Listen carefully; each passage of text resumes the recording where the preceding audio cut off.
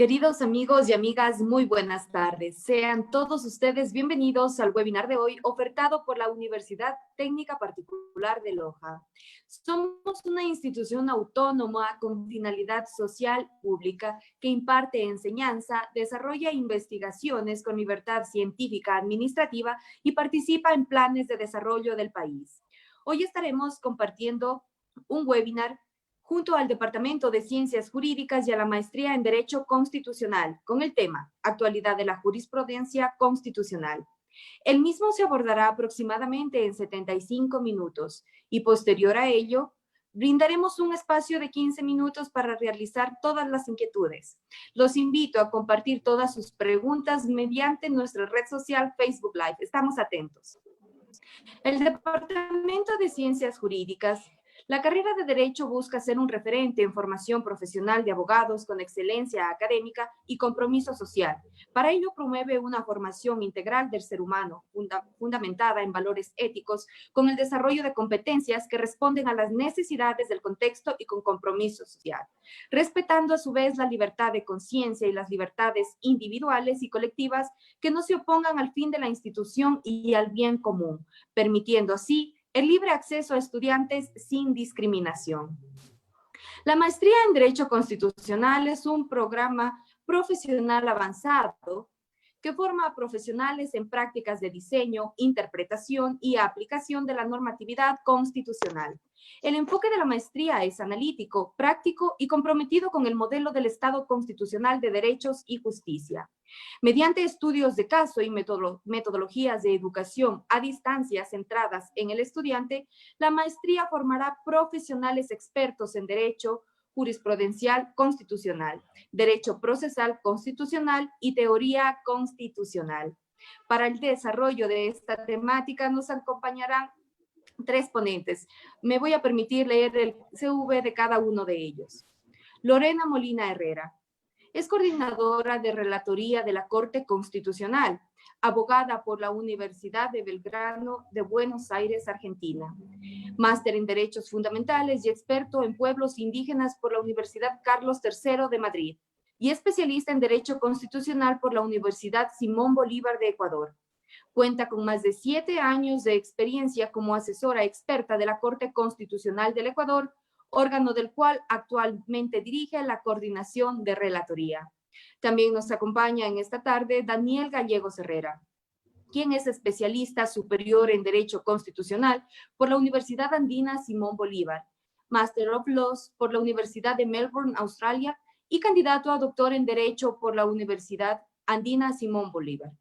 Ha ocupado algunos cargos públicos, además de ejercer docencia como invitado en el Centro de Derechos y Justicia del Instituto Altos Estudios Nacionales, así como de invitado en la Facultad de Jurisprudencia de la Universidad Católica Santiago de Guayaquil. Actualmente ocupa el cargo de secretario técnico jurisdiccional de la Corte Constitucional del Ecuador. También contaremos con la importante presencia de José Luis Castro, quien es magíster en investigación de Derecho por Tilburg University en QU Living, especialista superior en Derecho Constitucional por la Universidad Andina Simón Bolívar y abogado por la Pontificia Universidad Católica del Ecuador. Es también docente de Derecho Constitucional en la Universidad Andina. Es profesor invitado en el IAEN en la Universidad Central del Ecuador, en la Universidad Central del Ecuador, en la Universidad de Otavalo y en el PUCE. También es asesor de la Corte Constitucional del Ecuador. Ha sido asesor jurídico en varias entidades públicas y privadas y también editor ejecutivo de la revista académica Tilburg Law Review. Sus investigaciones han sido publicadas en algunas revistas del Reino Unido, Estados Unidos, Colombia y Chile. Actualmente es docente de la Universidad Andina Simón Bolívar. En este momento me permito presentarles a Galo Stalin Blasio Aguirre, quien en esta tarde nos acompaña como moderador. Galo Stalin Blasio Aguirre, PhD en Fundamentos en Derecho Político en la Universidad Nacional del Ecuador a distancia y doctor en Jurisprudencia, abogado de los juzgados y tribunales de la República del Ecuador y licenciado en Ciencias Sociales, Políticas y Económicas. Es también docente investigador del Departamento de Ciencias Jurídicas de la Universidad Técnica Particular del Loja. Estimado Galo, buenas tardes y bienvenido. Buenas tardes, Gabriela, muchas gracias. Les saluda Galo Blasio Aguirre, docente del Departamento de Ciencias Jurídicas. Extiendo un saludo muy especial a quienes nos acompañan esta noche en este panel. La magíster Lorena Molina Herrera, el magíster José Luis Castro y el magíster Daniel Gallegos Herrera. Además, un saludo a todos los que se han conectado a este evento. Es un honor para mí realizar la moderación de este programa en donde el Departamento de Ciencias Jurídicas y la Maestría en Derecho Constitucional unen esfuerzos para reunir a importantes juristas que al tiempo que trabajan en la Corte Constitucional se dedican a la docencia universitaria. Nuestros invitados abordarán los recientes cambios jurisprudenciales en materia constitucional y en especial relacionados con protección de derechos y los criterios procesales relacionados con la admisión de las acciones extraordinarias de protección. Realizamos en este evento con panelistas de la Corte Constitucional y de la Universidad Andina Simón Bolívar, a quien agradezco su presencia. Vamos a dar inicio con el primer ponente, la magíster Lorena Molina Herrera. Título de su ponencia, el impacto de la nueva jurisprudencia en la admisión de las causas, excepciones a la preclusión. Dejo con ustedes a nuestra ponente. Adelante, por favor. Buenas tardes, buenas noches con todos quienes nos escuchan. En primer lugar, he querido hacer una ponencia esta noche que de alguna manera acerque a todos los usuarios de la justicia constitucional a las nuevas sentencias que está dictando la Corte, y quiero con esta ponencia responder dos preguntas principalmente. La primera de ellas es ¿por qué la Corte Constitucional está tan preocupada por resolver conflictos originados en la admisibilidad de las causas, principalmente en las acciones extraordinarias de protección? Y la segunda pregunta es ¿qué sentencias recientes de la Corte Constitucional afectan directamente la admisibilidad o inadmisibilidad de las causas, especialmente las acciones extraordinarias de protección? Para responder la primera pregunta, tengo que decir que la razón por la cual, bajo mi punto de vista, la Corte está preocupada por resolver conflictos de admisibilidad dentro de sus sentencias es porque en el año 2019, cuando la actual conformación de la Corte llega a tomar decisiones, se encuentra con un represamiento no solamente en la admisibilidad de las causas, sino también en la sustanciación. Pero más allá del gran represamiento, el conflicto se encuentra en el tipo de causas represadas. Es decir, los nuevos jueces se encuentran con demandas presentadas por sujetos que no necesariamente son sujetos de derechos constitucionales, demandas presentadas contra decisiones que no necesariamente son objeto de acción extraordinaria de protección, demandas presentadas en causas que no han agotado los recursos disponibles en el ordenamiento jurídico, demandas que por lo general no cuentan con argumentos claros y que generalmente no evidencian una relevancia constitucional. Ante este escenario, la Corte Constitucional decide tomar acciones a través de sus sentencias y emitir criterios claros y técnicos de cómo redireccionar la acción extraordinaria de protección y cómo realmente se debe hacer la admisibilidad de estas acciones extraordinarias de protección. Para enfrentar este problema, en primer lugar, tuvo que observar que la Corte Constitucional hasta este momento había dictado una regla que impedía que la admisibilidad de las causas sea revisada en fase de sustanciación. Esta regla jurisprudencial denominada de la preclusión debía ser revisada para que la Corte Constitucional pueda combatir todas estas demandas que adolecían de estos conflictos dentro de la etapa de sustanciación y de la etapa de admisión. Recordemos que en la etapa de sustanciación al año 2019 la Corte tenía represadas más de 2.600 causas y en la fase de admisión tenía represadas más de 2.400 y muchas de ellas adolecían de estos conflictos. Al revisar la regla de la preclusión, la Corte vio la necesidad de generar una excepción a la regla de la preclusión.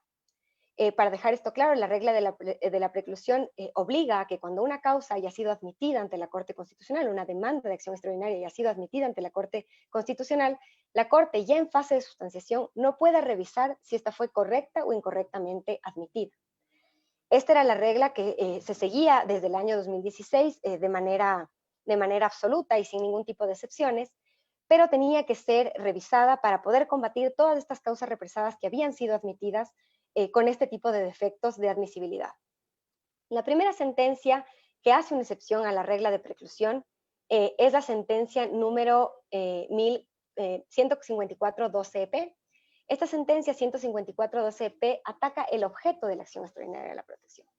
La Corte recuerda que el artículo de la ley orgánica que establece cuál es el objeto de la acción extraordinaria de protección es del artículo 58, que parece ser un artículo claro. Es decir, es un artículo que dice claramente que las acciones que son objeto de acción extraordinaria de protección son las sentencias, los autos definitivos y las resoluciones con fuerza de sentencia. Esto que parece ser tan claro, al ver el número de causas represadas, tanto en admisión y en sustanciación, que no necesariamente atacan una decisión de este tipo, la Corte ve que evidentemente no es claro sobre qué es el objeto de la acción extraordinaria de protección y dicta esta sentencia para decir, si una demanda fue admitida a trámite y luego de haber sido admitida a trámite, la Corte observa que la decisión que objetó no era precisamente objeto de acción extraordinaria de protección, la Corte no se encuentra obligada a emitir una sentencia de fondo. Es decir, podría rechazarla sin hacer consideraciones de fondo. De esta sentencia, a su vez, se deriva otra sentencia, que es la 1534-14EP.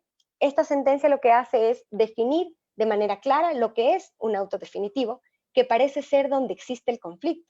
Es decir, parece que está claro lo que es una sentencia, que está claro también lo que es una resolución con fuerza de sentencia, pero parece que no está claro lo que es un auto definitivo. Y para definir lo que es un auto definitivo, la Corte dice en esta sentencia que es aquel que se pronuncia de manera definitiva sobre las pretensiones de las partes, es decir, aquel que hace cosa juzgada tanto material como formal. Y acepta también que puedan existir autos no definitivos que sean conocidos por la Corte cuando aquellos impidan la tramitación del juicio e impidan el inicio de un nuevo juicio ligado a él. Excepcionalmente, la Corte dice que podría dictar sentencias en acciones extraordinarias de protección que impugnan decisiones no definitivas cuando éstas generen gravamen irreparable.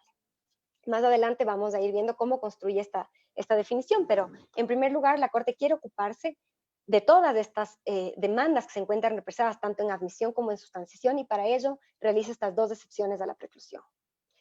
Estas dos excepciones a la preclusión han dado lugar a muchas otras nuevas sentencias en las cuales ya la Corte empieza a dar ejemplos de qué autos no son definitivos. Así, por ejemplo, tenemos las sentencias que dicen que no son definitivos todos aquellos autos dictados en la etapa de investigación previa, que no son definitivas las actuaciones fiscales, que no son definitivas tampoco todas las decisiones ligadas con la fijación de pensiones de alimentos, ni con las medidas cautelares tendientes a reclamar los alimentos. Tampoco son definitivas todas aquellas medidas dictadas en el contexto de las medidas cautelares, autónomas, obviamente constitucionales. Tampoco adquieren este carácter definitivo las decisiones adoptadas en tenencia. Todos estos procesos precisamente porque no ponen fin a una discusión ni a un litigio. Es decir, en cualquier momento estos autos dictados en este tipo de procedimientos pueden ser revisados. Entonces, mal haría la Corte a dictar una sentencia de vulneración de derechos en este tipo de decisiones cuando estas decisiones pueden ser revisadas por la justicia que las ha dictado una y otra vez, podría revocarlas, podría insistir en ellas, es decir, son variables, no son definitivas, no ponen fin al proceso, no hacen cosa juzgada material. Entonces, aquellas son las que efectivamente no ponen fin al proceso y por ende no pueden ser impugnadas a través de una acción extraordinaria de protección.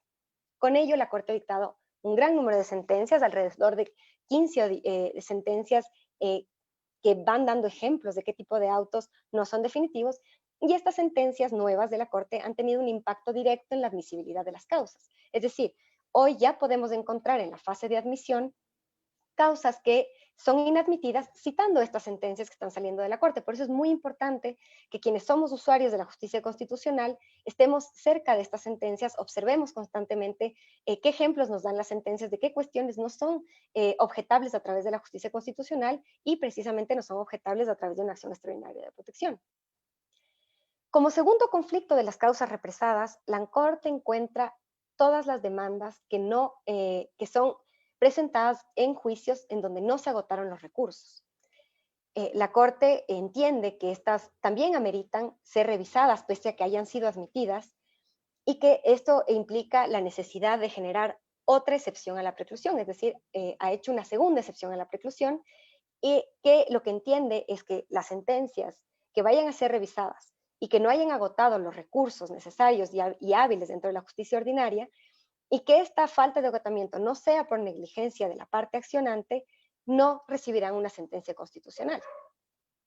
Sobre este tipo de sentencias y sobre esta segunda excepción a la preclusión, que la sentencia que la hace es la sentencia 1944-12EP/2019, ya se han dictado otras sentencias siguiendo esta misma línea. Estas otras sentencias, lo que dejan claro, y cuando uno observa estas otras sentencias, es que la Corte, aunque parecería obvio, insiste en que para usted llegar a la Corte Constitucional a través de una acción extraordinaria, por ejemplo, en un juicio laboral, tiene que agotar necesariamente la apelación y la casación. Igual en los juicios contenciosos administrativos es necesario agotar el recurso de casación. La Corte hace también hincapié en nuevas sentencias, por ejemplo la 323-13P, y pone especial atención en el juicio arbitral. En el juicio arbitral la Corte exige el agotamiento de la acción de nulidad cuando la alegación de vulneraciones de derechos haya podido ser subsanada a través de este juicio, es decir, incurre en una de las causales del artículo 31 de la Ley de Mediación, de Arbitraje y Mediación. Estas sentencias han tenido también impacto directo en la admisibilidad, es decir, uno tiene que revisar estas sentencias para saber hasta qué recurso yo tengo que agotar en cada determinado tipo de juicio en el que yo me encuentro. Ya en la admisibilidad, la Corte ha empezado citando estas sentencias a inadmitir muchos casos, teniendo claro cuándo un recurso se encuentra agotado y cuándo no se encuentra agotado. En este tipo de excepción, también es importante mencionar que la Corte entiende como no agotado un recurso cuando un recurso ha sido planteado extemporáneamente por negligencia de la parte. Es decir, si yo agoto los recursos de manera extemporánea y me niegan porque lo he planteado de manera extemporánea, la Corte no va a considerar como que yo los he agotado. Este incorrecto agotamiento hace que la Corte considere que el recurso no se encuentra agotado y por ende que la decisión que estoy impugnando no sea objeto de acción extraordinaria de protección, es decir, incurre también en una causal de inadmisibilidad. Para continuar atacando los conflictos identificados en estas sentencias, en estas demandas represadas, la Corte observa que existen muchas demandas, tanto en sustanciación como en admisión, que carecen de argumentos claros y que a primera vista no tendrían una relevancia constitucional. Para atacar esta indebida construcción de los argumentos para presentar demandas de acción extraordinaria de protección, la Corte ha dictado una reciente sentencia, que es la sentencia 1967-14P, en la cual ha dicho de manera categórica cómo se construye un argumento claro para presentar una acción extraordinaria de protección, y ha dado 3 parámetros que no son muy distintos de lo que dice el artículo 62, numeral 1 de la Ley Orgánica, pero que de alguna manera dejan sentado qué elementos tiene que contener un argumento para que la Corte lo considere admisible dentro de la fase de admisibilidad, obviamente. Los 3 elementos son, en primer lugar, una demanda debe especificar de manera clara cuál es el derecho constitucional que considera vulnerado. En segundo lugar, debe señalar cuál es la acción u omisión de la autoridad judicial que tuvo como resultado la vulneración de ese derecho que yo alego vulnerado. Es decir, yo alego el derecho y digo cómo la autoridad judicial vulneró ese derecho que yo alegué. ¿Con qué acto o con qué omisión? Y en tercer lugar, tiene que existir una justificación jurídica que diga cómo la autoridad judicial con esa omisión de manera directa e inmediata ha vulnerado mi derecho. Entonces, la Corte a través de sus autos de admisión y a través de sus sentencias empieza a decir que, por ejemplo, un argumento en el que yo digo que un GAF provincial, por ejemplo, me ha vulnerado un derecho constitucional al trabajo al no haber llamado a concurso público de merecimientos y oposición luego de que yo haya tenido un nombramiento provisional por un determinado número de años. Ese tipo de argumento para la Corte no es un argumento claro, porque si bien está alegando un derecho, que es el derecho constitucional al trabajo, y está fijando un sujeto, ese sujeto no es una autoridad judicial. Entonces no se estaría cumpliendo con el presupuesto de haber explicado cómo la autoridad judicial está vulnerando el derecho que alego. Otros ejemplos de la indebida construcción de los argumentos es cuando, por ejemplo, las partes alegan la vulneración de principios constitucionales y no de derechos. Esto sucede mucho y la Corte ha dicho que en este caso estas demandas son inadmisibles. Lo ha hecho a través de sus sentencias y lo ha hecho a través también de sus autos de admisión. Por último, el último conflicto con el que se encuentra la Corte que tiene que atacar es la falta de relevancia constitucional. Si bien en este caso no tenemos una sentencia que de manera categórica diga que no es relevante constitucionalmente, sí tenemos ya unas primeras luces que la Corte nos dice este tipo de conflictos no siempre tienen relevancia constitucional. Entonces tenemos dos ejemplos dentro de este ataque a este tipo de demandas que carecen de este requisito, que son, una de ellas, la sentencia 1598-13EP. Esta sentencia lo que dice es, cuando una vulneración al derecho de ser juzgado por un juez competente adquiere una relevancia constitucional. La Corte está diciendo, no todo juzgamiento con indebido juez competente, con un juez incompetente, se traduce en una vulneración de derecho constitucional. Y nos da unas ciertas características para decirnos, solamente este tipo de conflicto adquiere una relevancia constitucional cuando la justicia ordinaria no lo haya podido resolver y cuando este indebido juzgamiento a través de un juez que no era competente haya repercutido en otros derechos constitucionales del accionante.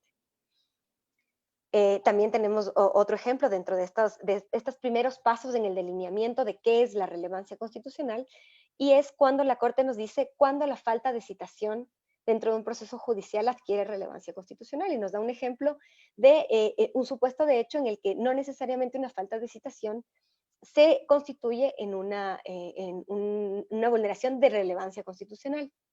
Y ese es el caso en el que se cita, por ejemplo, a entidades públicas involucradas en un proceso, pero se omite citar a la institución que las dirige. Es decir, yo cito a las Fuerzas Armadas y no cito al Ministerio de Defensa, supongamos. En ese caso, la Corte ha dicho, si bien es una falla procesal, esta falla procesal no termina de tener relevancia constitucional porque el sujeto involucrado de manera directa sí tuvo la posibilidad de comparecer y de defenderse en el juicio. Y la comparecencia de la autoridad que le representa o que le dirige no hubiera cambiado el curso del proceso.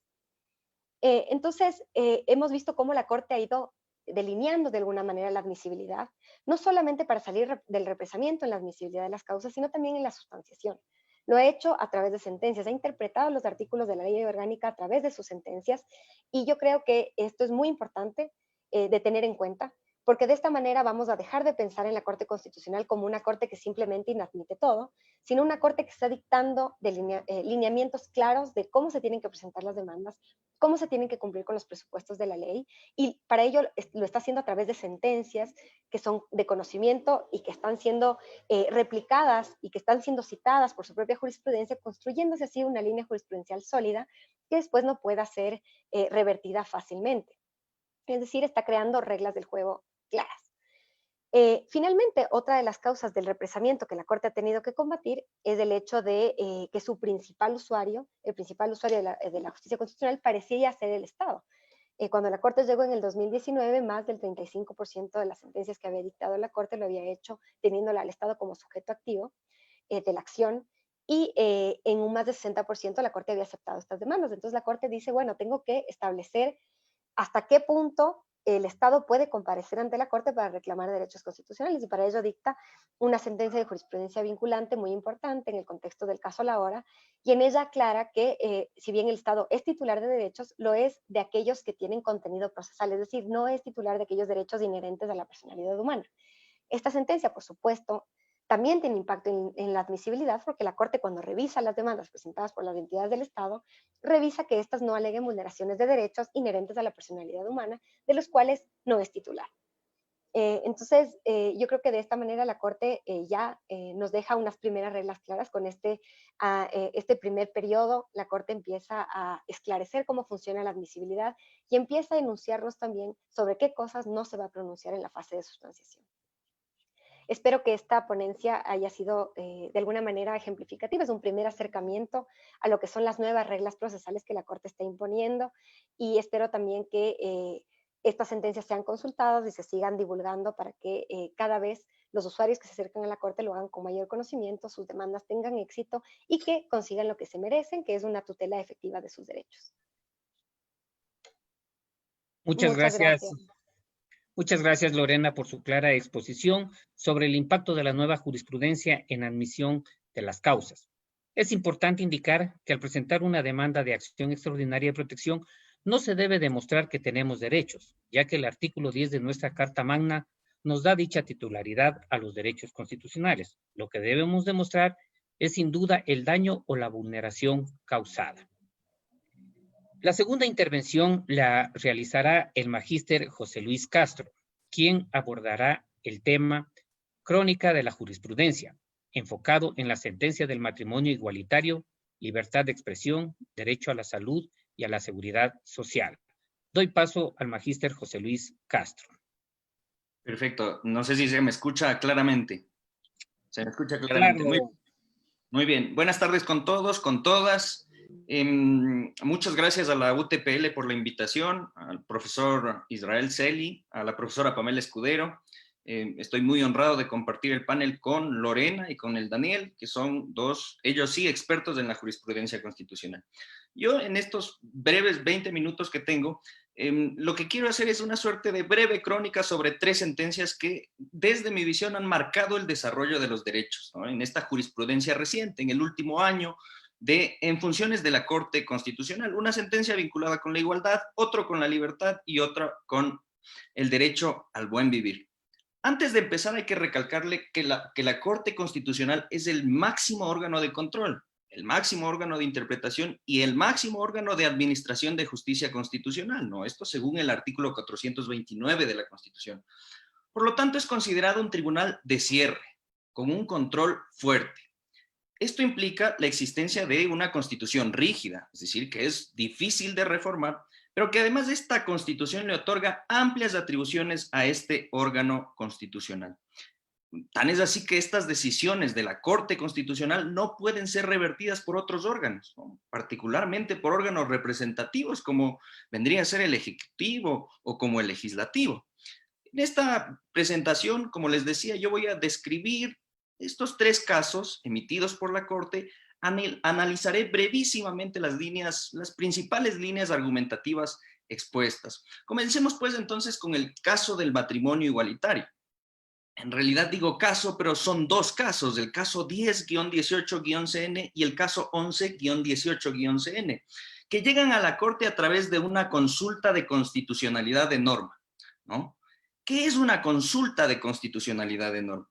Es un mecanismo que está establecido en el artículo 428 de la Constitución y 141 y siguientes de la Ley Orgánica de Garantías Jurisdiccionales y Control Constitucional. Es un mecanismo, en principio, diríamos, de control concreto de constitucionalidad, que le habilita al juez, en el conocimiento de una causa, a suspender la tramitación de la misma, elevar la duda de la constitucionalidad de una norma de la Constitución infraconstitucional a la Corte Constitucional. Es decir, el juez le pregunta a la Corte sobre la constitucionalidad de una norma que va a aplicar a un caso concreto. Y para esto, básicamente, lo que hace es identificar la disposición que genera la duda de constitucionalidad, identificar los principios o reglas constitucionales presuntamente infringidos y luego explicar la relevancia de la consulta para resolver el caso planteado. En el caso 10-18-CN, el juez consultante planteó un conflicto entre la Constitución y el Código Civil y la Ley Orgánica de Identidad, que impedían el matrimonio entre parejas del mismo sexo. A partir de una interpretación axiológica o principialista, la Corte sostuvo que la esterilidad reproductiva de las parejas homosexuales, la inadecuación de las uniones homosexuales al prototipo de familia tradicional, las visiones que conciben a la homosexualidad como un problema patológico, como un desorden moral, no aportan razones constitucionalmente justificadas que le obliguen al legislador a prohibir el matrimonio entre personas del mismo sexo. En este mismo sentido, la Corte determinó que la prohibición del matrimonio igualitario desconocía otros principios constitucionalmente protegidos, como la autonomía de la persona, la laicidad, el buen vivir, la protección constitucional de las diversas formas de la familia, la libertad de conciencia, la intimidad y sobre todo la igualdad formal y material. En síntesis, la Corte en este caso declara la inconstitucionalidad sustitutiva, es decir, modifica, ¿no es cierto?, textualmente las disposiciones infraconstitucionales de los artículos consultados, definiendo al matrimonio como la unión entre 2 personas. Y además exhorta a la Asamblea Nacional a revisar integralmente la legislación para que se brinde un trato igualitario a las parejas del mismo sexo. En el caso 11-18-CN, la Corte arriba a una conclusión muy similar, muy parecida, a través de un proceso argumentativo distinto. ¿Por qué? Porque la duda de constitucionalidad, la consulta de constitucionalidad, en este caso se fundamenta en la posibilidad de aplicar o no directamente en el ordenamiento jurídico ecuatoriano esta protección convencional del vínculo entre parejas del mismo sexo, interpretada por la Corte Interamericana de Derechos Humanos en su opinión consultiva 24 de 2017. Fundamentalmente en esta decisión la Corte estructura, digamos, dos líneas argumentativas. La primera relacionada con la aplicación directa e inmediata de los derechos y las garantías consagradas en instrumentos internacionales de derechos humanos. Y la segunda, más bien ligada a la interpretación sistemática de las disposiciones constitucionales, como de algún modo ya expusimos, ¿no es cierto?, en este caso 10-18-CN. En la primera línea argumentativa, cabe notar que la Constitución ecuatoriana contiene una cláusula de apertura, ¿no?, en su artículo 424. Esta disposición permite que los tratados internacionales de derechos humanos, que reconocen derechos más favorables a los contenidos en la Constitución, prevalezcan sobre cualquier otra norma jurídica o acto del poder público.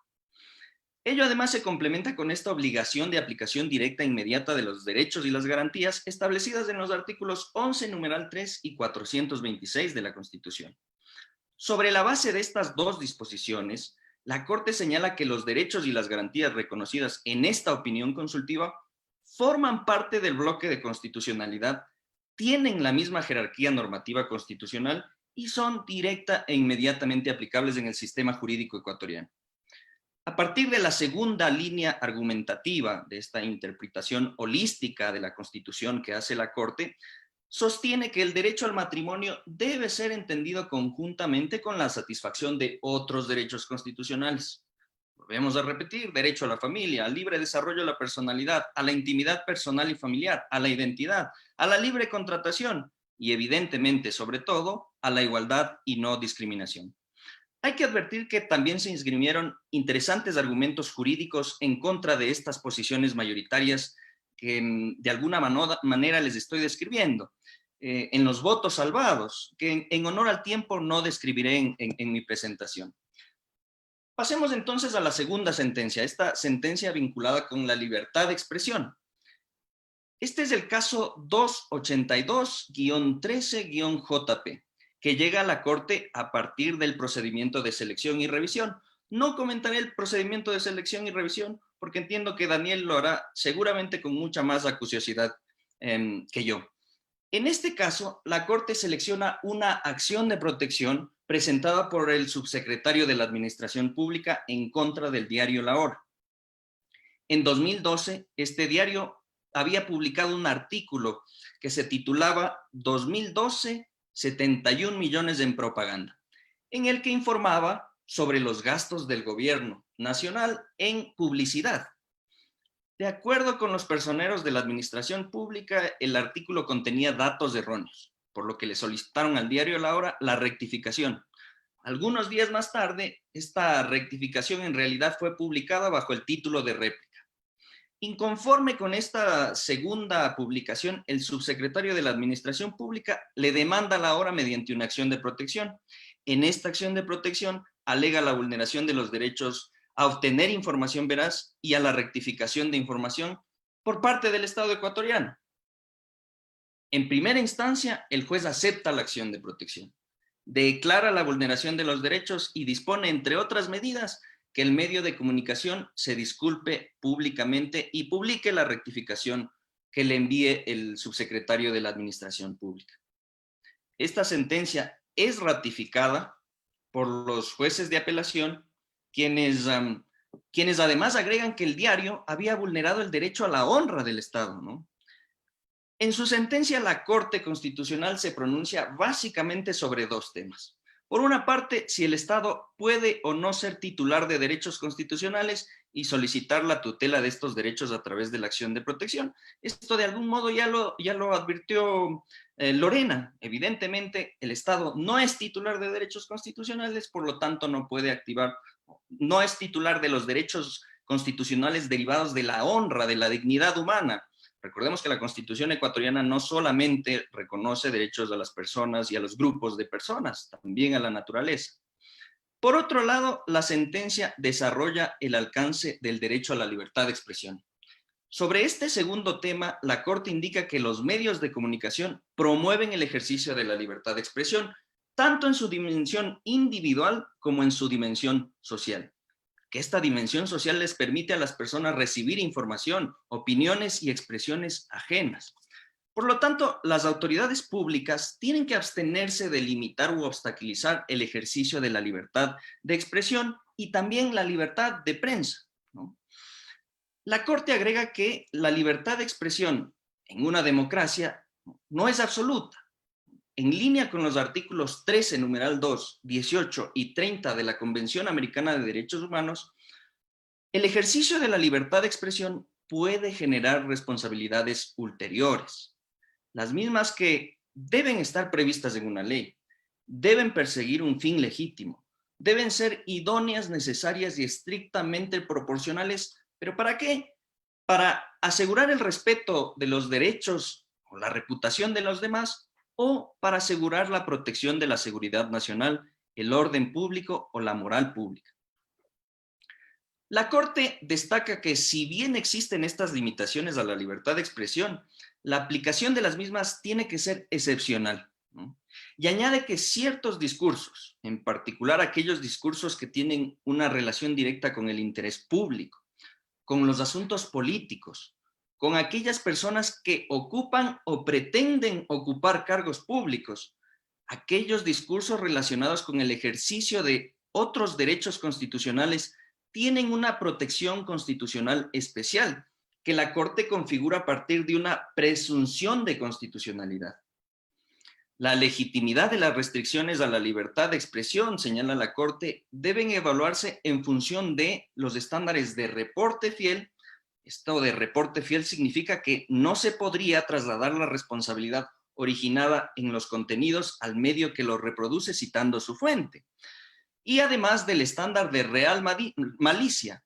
¿Qué significa esto de real malicia? Bueno, básicamente implica que quien alega la restricción del derecho a la libertad de expresión tiene que comprobar que la difusión de información se realizó con la intención de causar daño y con conocimiento de la falsedad de la información difundida o con un desprecio evidente por la veracidad de los hechos, dice la Corte.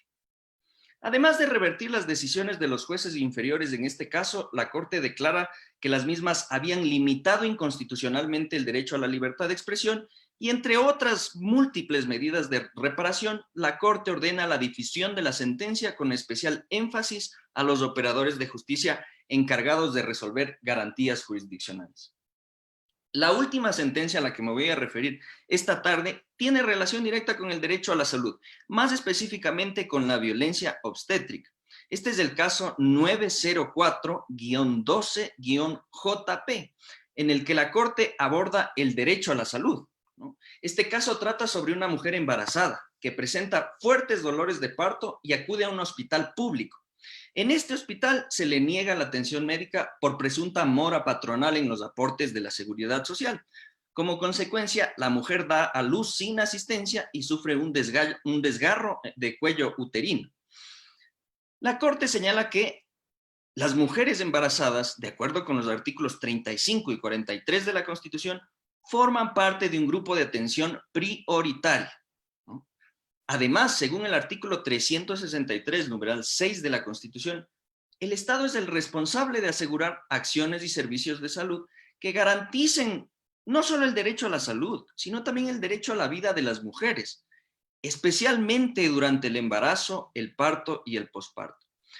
Lo interesante de esta sentencia es que la Corte desarrolla el contenido del derecho a la salud sobre la base de la Observación General número 14 del Comité de los Derechos Económicos, Sociales y Culturales. Estos son la disponibilidad, la accesibilidad, la aceptabilidad y la calidad. En el caso concreto, la Corte verifica que la atención médica que se brindó a esta mujer incumplió con estos elementos.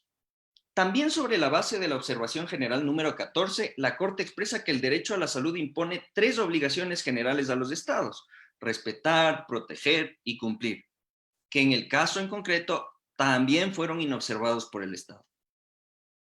Además, desarrolla un concepto nuevo para la jurisprudencia constitucional ecuatoriana.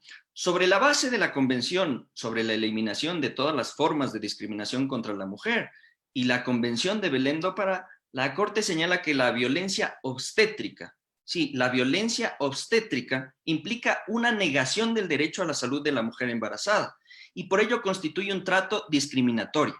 La Corte indica que este tipo de violencia puede comprender, entre otras, la despreocupación del cuerpo y los procesos reproductivos de la mujer por parte del personal encargado de brindar servicios de salud, el servicio público de salud. Entre otras cosas, podría también implicar obligar a la mujer a dar a luz en condiciones inseguras, en condiciones insalubres, sin el acompañamiento médico y no brindar además atención oportuna y eficaz ante estas emergencias obstétricas. La Corte concluye que la accionante sufrió reiteradas prácticas de violencia obstétrica, pues no fue atendida por un ginecólogo, dio a luz sin la presencia del personal médico. La atención fue suspendida pese a tener una hemorragia uterina posparto, fue trasladada forzosamente a otro establecimiento sin tener en cuenta su grave estado de salud. Fue separada de su hijo recién nacido y no tuvo información sobre su situación médica, ¿no? La Corte también señala algunos aspectos muy interesantes sobre la seguridad social que, de nuevo, en honor al tiempo, no referiré. Entre las medidas de reparación integral dispuestas por la Corte en este caso, se puede mencionar la compensación económica, la reparación económica, incluso a los daños inmateriales, no solo a los gastos del accionante, a los que el accionante incurrió por los gastos de salud, disculpas públicas por parte del IES, además que el IES y el Ministerio de Salud Pública elaboren una guía integral de atención a mujeres embarazadas, prevención además de la violencia obstétrica, y que estas instituciones elaboren una evaluación técnica de los centros de salud para verificar que estos centros cuenten con condiciones adecuadas para atender mujeres embarazadas. El tiempo no me da para mucho más, ¿no? Quisiera plantear una suerte de mini conclusión. Durante el último año, la Corte ha emitido una veintena de fallos con impacto estructural para los derechos. Yo únicamente he mencionado 3. Solo para los derechos, también ha regulado las garantías constitucionales. Los retos de la Corte son aún muy importantes. Entre otros asuntos, este organismo tiene que definir aún la fina línea entre la autocontención judicial y la necesaria firmeza frente al control constitucional de los poderes públicos. Tiene que desarrollar criterios específicos que permitan un ejercicio canalizado bajo parámetros constitucionales de los derechos como la consulta popular, como los derechos colectivos en el marco del Estado plurinacional. Tiene que determinar el alcance tutelar de algunas garantías jurisdiccionales, especialmente de la acción de protección, y además yo diría armonizar sus métodos interpretativos, ¿no? Que en ocasiones son un tanto disímiles. Todo ello en un contexto complejo. Todo ello mientras lidia con un grave problema de congestionamiento de causas judiciales, que yo diría aún obstaculizan las respuestas oportunas que debe emitir una Corte Constitucional que se encuentra en proceso de institucionalización y también está afianzando su independencia. Esto es lo que yo tengo por decirles a ustedes en esta tarde. Muchas gracias por su atención.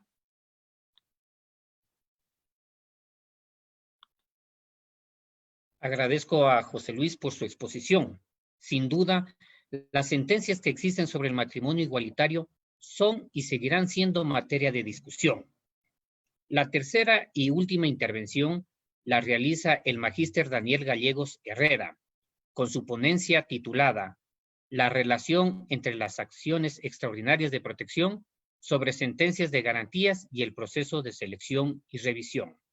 Adelante, por favor, Daniel. Muchas gracias, Galo.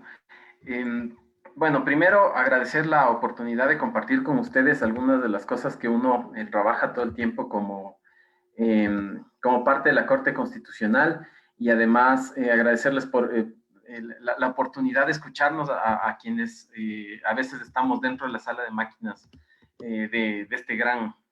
de esta institución que hemos desarrollado algunas cosas, digamos, desde la perspectiva de siempre prestar un servicio público de calidad.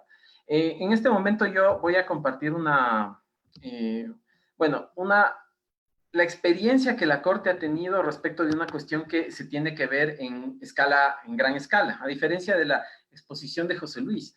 Yo me voy a centrar en hablar desde una perspectiva más de análisis jurisprudencial dinámico. Eso tiene sus ventajas y desventajas. La ventaja es que vamos a ver una historia de 10 años contada en 20 minutos. La desventaja es que evidentemente se pierde un poco de detalle, pero vamos a analizar un tema que es bastante importante. Y justamente tiene que ver con dos procesos de competencia de la Corte Constitucional que interactúan entre sí de maneras que probablemente el constituyente no tenía pensado, ¿no? Y esa es una cuestión importante porque va a determinar, digamos, cómo la Corte decide respecto a estas cosas, porque tampoco la ley nos da muchas luces respecto al tema. Tenemos por un lado la acción extraordinaria de protección, que como ustedes pudieron ver, y ya lo explicó Lorena, es una garantía que tiene que ver con los procesos judiciales. ¿Sí? Sea que la consideremos como una acción o como un recurso, termina siendo independiente del proceso en el cual se emitió la decisión. ¿Sí? Llega por demanda y además está dirigida contra la decisión judicial. Es decir, lo que se impugna es la actuación o la omisión del juez el momento en que dicta una sentencia, un auto definitivo o una resolución con fuerza de sentencia. Al ser independiente del proceso anterior, la calidad de partes cambia, ¿no? Por ejemplo, el legitimado pasivo termina siendo la autoridad jurisdiccional. No así como fue en el proceso de abajo, digamos, en un proceso penal, una persona, yo qué sé, el fiscal por un lado y por otro lado el procesado, ¿sí? Incluso quien fue legitimado pasivo dentro del proceso originario podría terminar siendo el legitimado activo dentro de una acción extraordinaria de protección.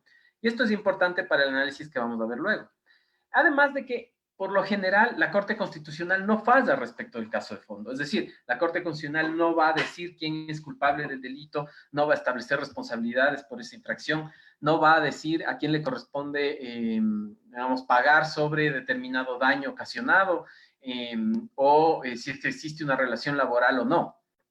Esa no es la idea de lo que la Corte en principio debe hacer en una acción extraordinaria de protección, porque no somos, nuestro sistema optó por darle a la Corte digamos, darle competencias constitucionales y no respecto de otras materias, a diferencia de, por ejemplo, Estados Unidos, en que la Corte es suprema respecto de todas las materias. Y por otro lado tenemos el proceso de selección y revisión. El proceso de selección y revisión, que ustedes lo van a encontrar en el artículo 86, número 5 de la Constitución de la República, y en el 436, número 6. ¿Sí? Cuando dice que los jueces deben remitir sus sentencias a la Corte Constitucional una vez que están ejecutoriadas para que ésta desarrolle su jurisprudencia vinculante. Una cuestión que es importante decir antes de seguir es que la Corte ya ha establecido, y de hecho es la interpretación más adecuada, creería yo, del artículo 436.6 de la Constitución, que en todas sus sentencias la Corte emite jurisprudencia vinculante. No es que la selección y revisión es el único procedimiento por medio del cual la Corte establece reglas de actuación de los demás órganos de administración de justicia, constitucional y ordinaria, sino en todos sus procesos. Pero este proceso es importante porque a la final es donde la Corte puede desarrollar jurisprudencia sobre garantías jurisdiccionales y los derechos que éstas protegen. A diferencia de la extraordinaria protección, no procede por demanda, entra por una sentencia que llega, la Corte realiza un proceso de selección por medio de salas que seleccionan, por ejemplo, de 800 casos que llegan en un trimestre, 30 casos. Y de esos 30 casos que son bastante relevantes, lo que hace es pasar por salas de revisión y después por el Pleno para emitir una decisión final. En este caso, el sentido de partes se mantiene, porque efectivamente la Corte Constitucional, cuando resuelve procesos de revisión, por ejemplo, de una acción de protección, resuelve la acción de protección, no resuelve sobre la sentencia de la acción de protección, que es la diferencia con la acción extraordinaria de protección. Y sirve para emitir jurisprudencia, por un lado, excepcionalmente y cuando hay razones para considerar que la vulneración persiste, falla sobre el proceso de origen y también dicta medidas de carácter estructural. Ahora, el problema es que nosotros nos enfrentamos aquí a una cuestión. Por un lado, la extraordinaria protección a la Corte, cuando es presentada sobre sentencias de garantía jurisdiccional, parecería que le da esta digamos, este rol de árbitro ciego. Si es que nosotros nos quedásemos con una extraordinaria protección pura, llamémoslo así, a pesar de que la Corte vea que existe en el fondo del caso una vulneración de derechos constitucionales, no podría pronunciarse porque es su objeto de análisis de la sentencia. En cambio, por el otro lado, y este es un problema más bien que ha generado una suerte de política judicial de las anteriores conformaciones de la Corte, el problema cuando no tienes una parte que impulse el proceso, alguien que haya presentado una acción o un recurso, el proceso termina siendo olvidado porque depende mucho de qué tanto el juez o la Corte le dé importancia a ese tipo de procesos. Y ya vamos a ver que esto tiene una, digamos, una repercusión en los números. Entonces, ante esto tienes algunas opciones. Estamos hablando en la acción extraordinaria de protección.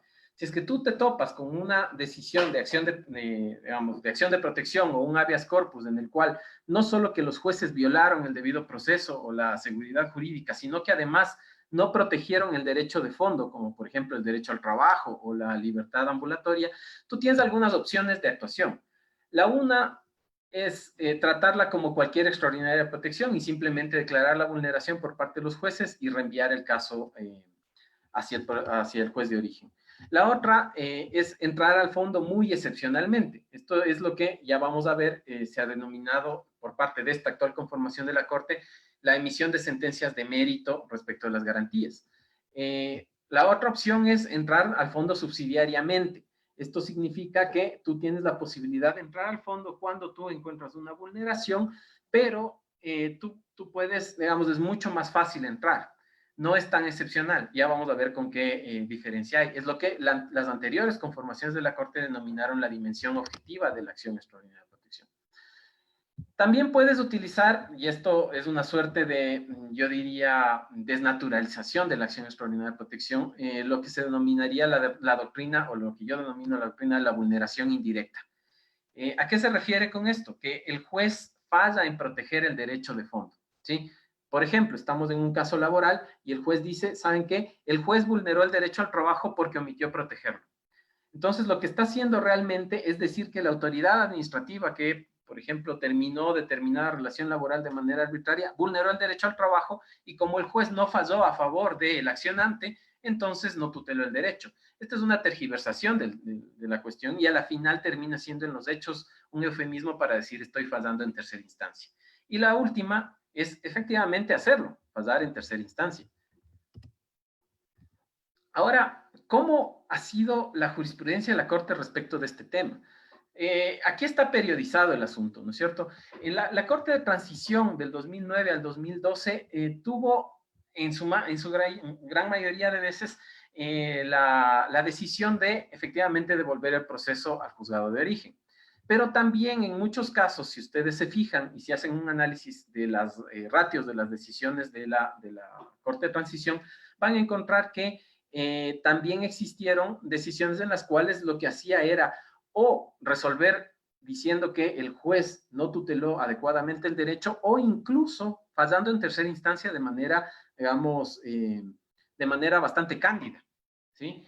En cambio, la primera conformación de la Corte, yo creo que ya estilizando un poco más la argumentación, lo que hizo fue crear esta doctrina de la dimensión objetiva, ¿sí? Ustedes van a ver, es del número 3, como ustedes ven, que es una doctrina que le permitía a la Corte entrar al fondo bajo ciertas circunstancias.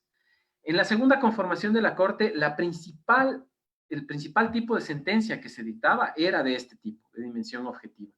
Y por último, la tercera conformación efectivamente ha dejado de lado las dos y se ha quedado con, regresemos acá, entrar al fondo de manera muy excepcional o tratar las acciones extraordinarias de protección contra decisiones de garantías como cualquier otra extraordinaria de protección por medio del reenvío, ¿sí? Aquí solo pongo unos cuantos números respecto a los resultados de la Corte. En total, la Corte ha emitido al día de hoy 3.976 sentencias que están notificadas y ustedes las pueden ver en la página web de la Corte Constitucional. De estas, 2.486 son sentencias de acción extraordinaria de protección.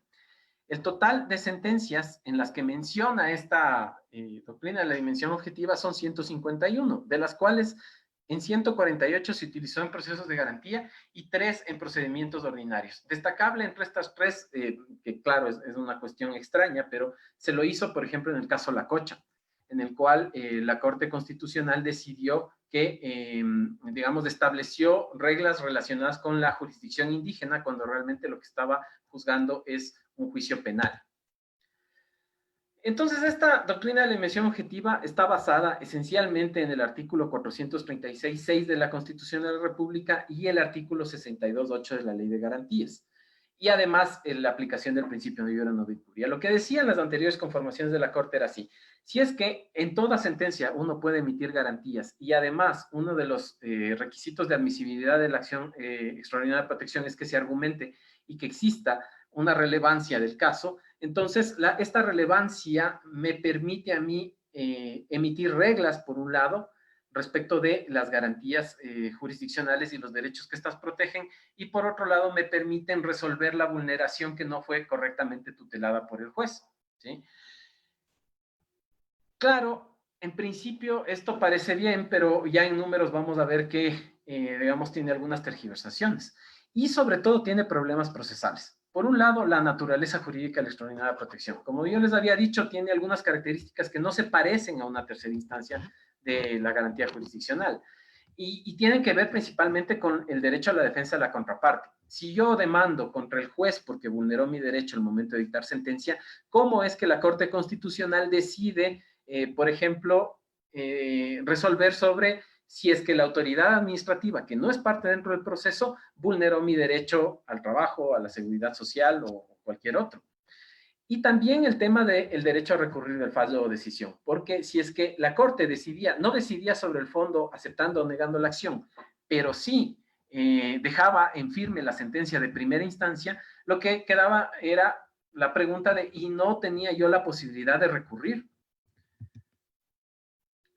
Esto ya en números hace ver que una gran parte de la jurisprudencia de la Corte Constitucional en ese periodo, y esto principalmente el periodo del 2013 al 2016, se dedicó a negar acciones por medio de la acción de la dimensión objetiva. Lo que decía era cuando no hay vulneraciones de derechos constitucionales, ¿sí? En un 66% y en un 33% aceptando. Y una vez, a pesar de que la mencionó, a la final reenvió el caso. Estos son algunos casos que son interesantes, que salieron en la época de la anterior conformación, de las anteriores conformaciones de la Corte Constitucional. Por ejemplo, el caso Ordóñez Talavera, en el cual se habla respecto de una persona que dentro de un motín en la cárcel de Cotopaxi perdió el ojo, y habla respecto del habeas corpus como una garantía para proteger libertad, vida e integridad. Y además habla respecto de la competencia de los jueces de primer nivel para resolver habeas corpus de personas privadas de la libertad cuando está en ejecución las penas. Otra es la sentencia relacionada con la remoción directa, ¿sí? En este caso, la Corte estableció que una autoridad administrativa no puede revocar directamente el nombramiento de un servidor que no haya entrado por concurso sin antes haber declarado lesivo el acto y haber seguido el procedimiento establecido en la jurisdicción contencioso administrativa. Y otro de los casos, digamos, más sonados, polémicos por muchas razones, desde el caso Cervecería, pero en este caso, la razón por la que se entró a la dimensión objetiva es para dictar una regla en la que decía que el delito de prevaricato por fallo en contra de ley expresa no es aplicable para los jueces que conocen garantías jurisdiccionales. Después tenemos algunos procesos de este tipo que han sido seguidos por la Corte. Yo solo puse algunos como ejemplos que podríamos citar brevemente, como por ejemplo el tema del habeas corpus para las mujeres embarazadas como una ilegalidad de la detención, el caso de la discriminación de ingreso al curso de oficiales, en el cual una aspirante al curso de oficiales fue obligada a tomarse un examen de Papa Nicolau 3 veces y la Corte habló respecto de la discriminación por resultados que esto significaba. El tema de antirretrovirales para pacientes con VIH-Sida, que es una sentencia que tiene alcance estructural. Temas relacionados con terminación de contratos ocasionales, la que se denominó la estabilidad reforzada de los servidores que tienen ciertas características, como ser mujeres embarazadas, personas con discapacidad o personas con enfermedades catastróficas. la sentencia 170-17 CEPCC, en la que habla respecto de la legitimación activa para las garantías jurisdiccionales y dice que esta tiene que ser abierta y no se necesita representación para presentarlas. Bueno, en fin. Y uno de los casos que creo que también sería de los más relevantes es el caso Satia, en el cual habló respecto de la falta de reconocimiento de doble maternidad por parte del registro civil. Ahora, el tema es que cuando llegó la nueva conformación de la Corte Constitucional, ellos se preguntaron, digamos, ¿es necesario o es pertinente seguir con esta línea de la dimensión objetiva? Y ellos dijeron, no en las mismas condiciones. Definitivamente existe la necesidad de que la Corte Constitucional, digamos, no calle cuando vea una vulneración en el fondo. Sin embargo, tiene que hacerlo respetando los derechos de las demás partes. Y por eso estableció una sentencia en la cual ya se refirió como obiter dicta dentro de la decisión a cómo se debía hacer lo que denominó sentencia de mérito. En la sentencia 1162-12-19-P empezó a establecer requisitos para hacer este control de mérito. Y luego en la sentencia 176-14 EP19 ya efectuó en realidad el control de mérito y de hecho declaró la vulneración del derecho a la propiedad de una persona a quien se le había afectado un predio sin expropiación previa. ¿Sí? Ustedes ven aquí los requisitos que la Corte estableció para entrar a este control de mérito. Primero, tiene que pasar por encontrar la vulneración de sentencia o resolución. Haciendo un símil con la casación, primero debe casar la sentencia. ¿Sí? Después, tiene que demostrar que hay prima facie, o sea, a primera vista existe una vulneración de un derecho constitucional en el caso de fondo, que el caso no haya sido seleccionado, y aquí viene la primera relación con el tema del proceso de selección y revisión, y que sea relevante. Y los criterios de relevancia, de gravedad, novedad, trascendencia o inobservancia son esencialmente los mismos que se pide para seleccionar un caso en el proceso de selección y revisión. Y los recaudos procesales que se debe tener de acuerdo a las sentencias, primero, notificar a la contraparte en el proceso de origen. Segundo, convocarle a audiencia para que se defienda como si efectivamente fuera un legitimado pasivo. Y además que el juez justifique la excepcionalidad del caso. Ahora, esto tiene relación, como yo les dije, con el proceso de selección y revisión. Aquí yo les estoy presentando algunas sentencias que las anteriores conformaciones de la Corte dictaron en el proceso de selección y revisión. Como ustedes ven, son 8 sentencias en 10 años. Es un número, digamos, ínfimo respecto de las acciones extraordinarias de protección. Y normalmente tienen que ver con temas relacionados con asuntos procesales específicos, salvo tal vez la sentencia de Pañayacu, que habla respecto del tema del derecho a la autodeterminación de los pueblos indígenas. Y el ENIPLA que habla, la sentencia del ENIPLA que habla respecto del derecho de los niños, niñas y adolescentes para ejercer progresivamente su libertad sexual y reproductiva. Ahora, llega la nueva Corte y dice, a ver, tenemos que cambiar este proceso de selección porque no está sirviendo. Y no está sirviendo principalmente porque no hay nadie que lo impulse. El proceso de selección y revisión es un proceso de política judicial por excelencia. ¿Sí? La Corte Constitucional decide qué casos tomar y decide qué líneas jurisprudenciales desarrollar. Entonces tiene la posibilidad de efectivamente darle, digamos, su propio carácter a la jurisprudencia de la Corte. Pero el problema es que como no hay contraparte, digamos, o no hay quien impulse el proceso, depende específicamente de que los jueces quieran desarrollar la jurisprudencia. Entonces lo que se hizo fue una modificación para que la selección sea más estratégica, que sea más estructural. Ahora tenemos, por ejemplo, digamos, la Secretaría Técnica está encargada de realizar estos informes, informes trimestrales respecto de los casos que han llegado, informes urgentes en casos en que haya una vulneración que sea grave, informes especiales en los cuales lo que nosotros presentamos son cuestiones, digamos, relacionadas con asuntos que sean de relevancia actual, como por ejemplo, en la Corte Constitucional, en la última, o la sala de selección, escogió casos relacionados con el tema de la pandemia del COVID, por poner ejemplos. Y además que las salas de admisión de la Corte Constitucional, cuando inadmiten un caso, pero ven que es relevante, tienen la posibilidad de remitir a la sala de selección, cosa que no se hacía antes. Entonces el caso puede ser inadmitido, pero sí seleccionado. Y hay un proceso de depuración de la selección. Estos son los casos que se han dictado en selección, que ustedes ven en un año son más de los que se dictaron en 10 por las anteriores conformaciones de la Corte. No me voy a quedar mucho en ellos, algunos de ellos ya José Luis los abordó.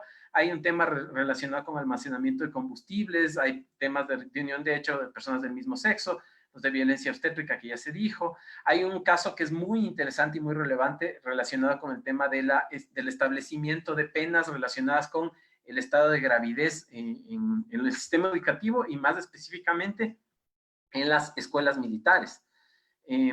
Habeas corpus contra particulares, etcétera. Son casos que son bastante interesantes. Entonces, como conclusiones, la relación numérica entre uno y otro proceso se ha invertido, eso es clarísimo. Por otro lado, los problemas de acción y recurso y el derecho a la defensa que tenía la extraordinaria protección contra decisiones de acciones de garantía jurisdiccional se ha resuelto con las sentencias 1162 y 176 que les expliqué. También hay una equiparación de requisitos para los dos, es decir, es mucho más difícil hacer una sentencia de mérito en extraordinaria protección de lo que era antes, y la extraordinaria protección ha sido utilizada para inobservancia de precedentes y la selección y revisión para creación de precedentes y para establecer medidas estructurales.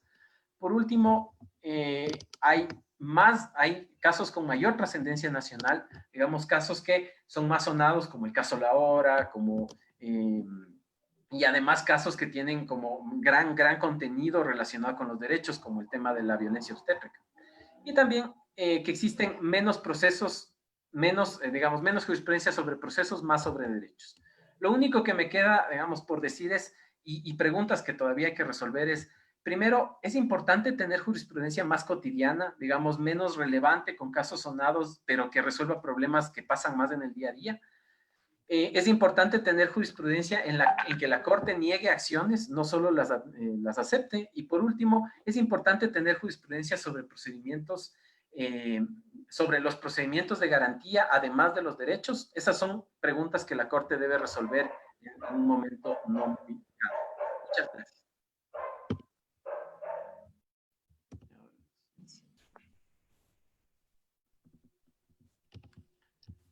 Perfecto. Con esto hemos concluido la participación de nuestros tres ponentes y agradecemos y felicitamos a cada uno de nuestros expositores. Sus ponencias han sido bien aceptadas por el público y recibimos muchas felicitaciones para cada uno de ustedes.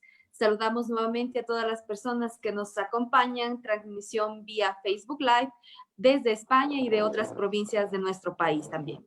De esta manera damos paso a la ronda de preguntas. No sé si me pueden escuchar los tres expositores. ¿Sí? Sí, perfecto. Voy a dar inicio con la lectura, por favor. La primera pregunta va dirigida a la magíster Lorena. La pregunta es la siguiente. Dentro de la aplicación de los derechos, en el numeral 6, manifiesta que todos los principios y los derechos son inalienables, irrenunciables, indivisibles, interdependientes y de igual jerarquía. Usted manifiesta que los principios no tienen relevancia. Considero que sí deben tener relevancia, ya que los principios constitucionales abarcan derechos muy importantes. Bueno, muchas gracias por la pregunta. Realmente, dentro de mi exposición me parece a mí que abarcamos muchos temas y esto tiende a generar un poco de confusiones algunas veces cuando son temas nuevos en los que recién la Corte empieza a abrir un poco de los criterios. Entonces, justamente mi aseveración respecto de los principios no fue precisamente en el contexto de la relevancia, sino lo hice en el contexto del argumento claro. Cuando la Corte dice cómo se construye un argumento claro, la Corte exige tres presupuestos. El primer presupuesto es que la persona, el accionante, haya especificado de manera clara cuál es el derecho constitucional alegado. En ese contexto, y ante este primer presupuesto, la Corte, cuando ve una demanda en la cual no hay ningún derecho alegado y lo único que se alega es la inobservancia de un principio que no tiene una repercusión directa en un derecho constitucional, como por ejemplo son los principios de ejercicio de la administración pública, por ejemplo, la eficacia, la calidad, ese tipo de principios no tienen una incidencia directa en el derecho, o sea, no tienen una vinculación con el derecho, no es como el principio del debido proceso que tiene dos facetas, o como en la seguridad jurídica, que puede verse como un derecho y como un principio. Entonces, la Corte ha dicho, este tipo de aseveraciones, este tipo de afirmaciones de la vulneración de un principio, no constituye un argumento claro que merezca la admisión del caso y que merezca una revisión a través de una acción extraordinaria de protección. Voy a poner un poco el caso que comenté en contexto para que se pueda comprender de manera clara. El auto de inadmisión que la Corte hizo es un auto que se da por una acción de protección ocurrida entre una empresa pública y un funcionario que fue destituido. El funcionario es destituido, presenta una acción de protección, gana la acción de protección en primera instancia, la segunda instancia ratifica que debe ser reincorporado y que la administración debe ser sancionada, debe dar disculpas públicas y demás. Esta administración pública llega ante la Corte Constitucional con una demanda y su principal alegación es que se le ha vulnerado el principio de administración pública que le permite contratar libremente. Entonces, la Corte le dice, y que le obliga a dar un servicio de calidad. La Corte le dice, estos principios, estas normas constitucionales que usted está alegando no constituyen derechos constitucionales y por lo tanto usted no está haciendo un argumento claro. Además, por supuesto, porque no lo está vinculando de manera directa con la actuación judicial, sino lo está vinculando con el hecho en sí mismo. Entonces, espero que esto deje una aclaración. Por supuesto, los principios constitucionales tienen una relevancia muy importante y debe ser precautelada por la Corte cuando obviamente tienen una faceta no solo de principio, sino también de derecho. El principio en sí mismo y por sí solo no puede ser invocado. Tiene que ser contextualizado en un caso para que pueda permitir la garantía de un derecho. Y espero con eso dar respuesta a la pregunta que me han hecho. Muchísimas gracias, estimada Lorena. Damos paso a la siguiente inquietud, la cual va dirigida para el magíster José Luis Castro. Estimado José Luis, la pregunta es la siguiente. ¿Qué criterio le merece la crítica de Manuel Atienza a la sentencia sobre el matrimonio igualitario? Además, tenemos una inquietud específica por parte de Jorge Bravo Andrade, abogado no vidente que nos acompaña en esta transmisión. Él nos pide que por favor se repita el número de sentencia de la mujer embarazada. Muchas gracias, José Luis.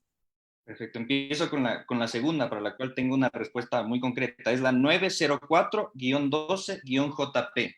Es la 904-12-JP/19, ¿no? Esa es la sentencia. Ya, sobre la primera pregunta, en realidad entiendo que hay un video, no más que una crítica, es un video del profesor Atienza manifestando su desacuerdo con la sentencia del matrimonio igualitario, así como lo manifestaron también 4 de los 9 jueces de la Corte Constitucional. Recordamos que el derecho no es una ciencia como la física cuántica o una ciencia exacta, ¿no? Como la química. Es más bien una herramienta de solución de disidencias. Y es una herramienta de solución de disidencias en un contexto que tiene que ser democrático, ¿no? Digamos, esta actitud crítica, incluso de rechazo a la sentencia, es muy normal en una sociedad democrática, ¿no? Es muy normal en una sociedad democrática. Incluso, digamos, una de las grandes críticas que hizo el voto de minoría, ¿no? No sé en qué línea va exactamente la crítica del profesor Atienza, quien me merece mi mayor respeto, ¿no? Es un reconocido filósofo. Pero una de las críticas del voto mayoritario de la Corte fue esta necesidad de dirimir este tema, esta disidencia social, en una vía más democrática como podría serlo la reforma constitucional, a través, por ejemplo, de un referéndum constitucional, es decir, deliberar en la sociedad para llegar a un acuerdo común, ¿no? A un acuerdo democrático. En este caso, me parece a mí que, utilizando esta tipología reciente del juez brasileño Luis Alberto Barroso, digamos, las cortes pueden adoptar distintos roles. Las cortes pueden ser, por un lado, contramayoritarias, si se bajan las normas que dictan los poderes representativos. Pueden ser también representativas, pueden asumir un segundo rol, representativas. ¿Cuándo? Cuando satisfacen demandas insatisfechas por los legisladores. Yo diría que la Corte asumió ese rol. Pero claro, podríamos decir, no hubo un apego mayoritario frente a digamos, a esta reivindicación de un derecho de una minoría, de las minorías. La Corte asume lo que Barroso denominaría una posición iluminista, ¿no? Barroso dice que hay ciertas obligaciones del proceso civilizatorio. ciertas obligaciones que todavía no cuentan con una adhesión social mayoritaria. Me parece que por allí más o menos se encuadra, ¿no?, la respuesta de la Corte Constitucional a este asunto.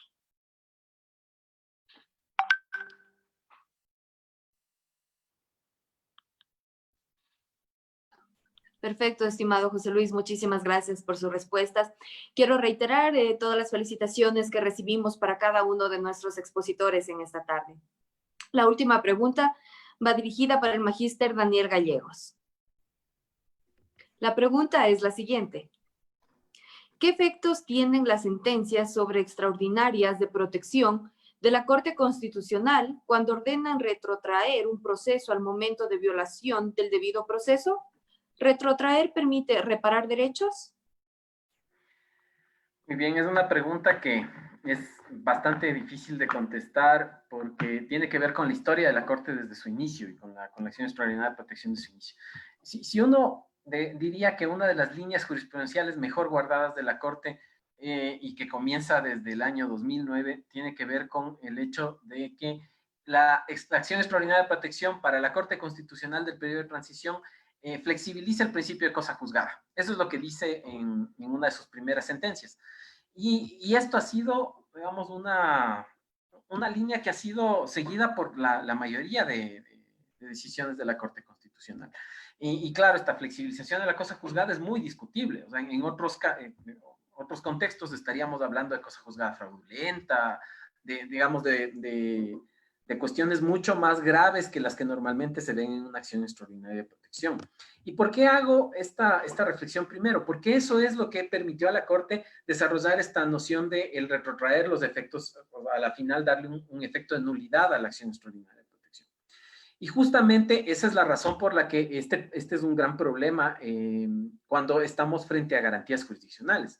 Es claro que la Corte Constitucional difícilmente puede reparar o ordenar la reparación de una vulneración ocurrida por el juez haciendo otra cosa en un proceso penal. Digamos, la Corte Constitucional es Corte Constitucional, no es Corte Penal. Y en ese sentido tiene que dejar y tiene que permitir deferencia para que los jueces efectivamente resuelvan los conflictos que ellos tienen. Ahora, que tiene efectos complicados, los tiene. Algunos de ellos podríamos mencionar el hecho de que efectivamente como reparación se le está regalando 2 años más de proceso al litigante. Pero en definitiva, la Corte Constitucional no puede meterse a resolver lo que un juez ordinario tiene que resolver. En garantías jurisdiccionales, ahí es cuando viene el asunto. Porque en garantías jurisdiccionales la Corte además es la Corte Apex, ¿no es cierto? La Corte más alta dentro de la jerarquía de las Cortes Constitucionales, de los tribunales constitucionales. Entonces, o de justicia constitucional, perdón. Entonces, el rato en que la Corte Constitucional tiene que resolver sobre un caso de garantías jurisdiccionales, se ve siempre tentada a resolver sobre el fondo. El punto es hasta qué, digamos, en qué medida y bajo qué circunstancias lo hace. Y justamente ahí viene la política judicial de la Corte. Dice, a ver, si es que hay un problema grave en el fondo, probablemente el procedimiento no sea una acción extraordinaria de protección, sino el proceso de selección y revisión. Si es que existe un problema grave en el fondo, probablemente lo que yo tengo que hacer es llamar a la contraparte para que luego no se queje de que se le vulneró el derecho a la defensa, ¿sí? Entonces, este es justamente el tema al que se ve enfrentada la Corte Constitucional cuando se le presentan estos casos. Ahora también hay otro tema. La Corte Constitucional es el máximo organismo de interpretación constitucional y administración de justicia en la materia, pero no es el único. Y eso es algo que tenemos que entender.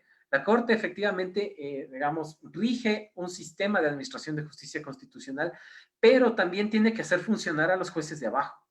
Y si es que no lo hace, entonces la Corte Constitucional va a convertirse en el embudo en el que todos los problemas sociales, por más relevantes o nimios que sean, pasen por la supervisión de la Corte, lo cual no es deseable bajo ningún concepto.